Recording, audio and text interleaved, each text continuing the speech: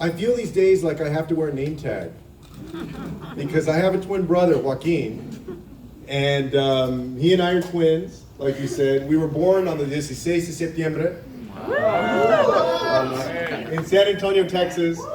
I haven't seen the picture, but I heard that my brother has actually started to grow a beard so that people can tell us apart. He always says that the way to tell us apart is that I'm a minute uglier than he is. That's not true.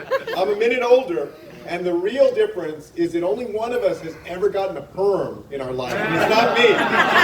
So if you ever see him, remind him of that. But, you know, our story is like the story of a lot of folks in this room. I grew up in San Antonio on the west side of the city with my mother and my grandmother. We have some San Antonians here. I know Texans go everywhere. My grandmother had come over from Mexico when she was 7 years old with her younger sister because their parents had died. And in 1922, she came across the border at Eagle Pass, Texas, brought by her nearest relatives to live on the west side of San Antonio. She got yanked out of school before she ever finished elementary.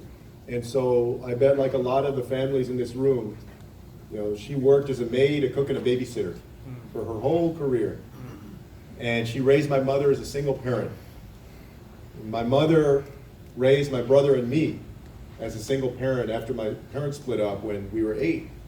And my mother, unlike my grandmother, who wasn't very political, my mother was a hellraiser. She was part of the old Chicano movement of the late 1960s and early 1970s. You know, I grew up with a mom that in her office used to have this little cartoon placard, and the cartoon said, "God is coming back," and boy is she pissed. She used to carry a red purse. She would only carry a red purse to symbolize women's pay equality. And she raised my brother and me to believe that it was a good thing to participate in our democracy, to try and make a difference. When she was young, she ran for city council at the age of 23 with this slate in San Antonio called the Committee for Barrio Betterment. It was before they had single-member districts. I'm sure y'all know what those are, where you run in a district and you don't have to run citywide.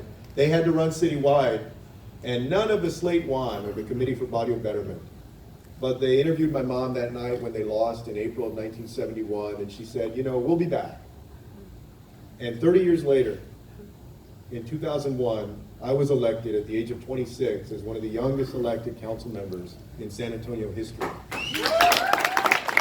Because of the hard work and the sacrifice and the struggle of her and her generation, so many other generations whose shoulders we stand on, of people that picked crops and stood in picket lines, and folks who made beds and made so many sacrifices for their family, people who fought discrimination and also fought in wars for our country, people who were folks of family and of faith and of love of country in the Latino community and so many other communities that helped build up this nation to what we have today. I proudly stand before you as a product of all of that, like I know so many of you are, whatever your background is or wherever you come from. And I'm running for president because I believe that it's time for new leadership in this country with new energy and a new vision for the future, where every single person counts in this country, not just some people.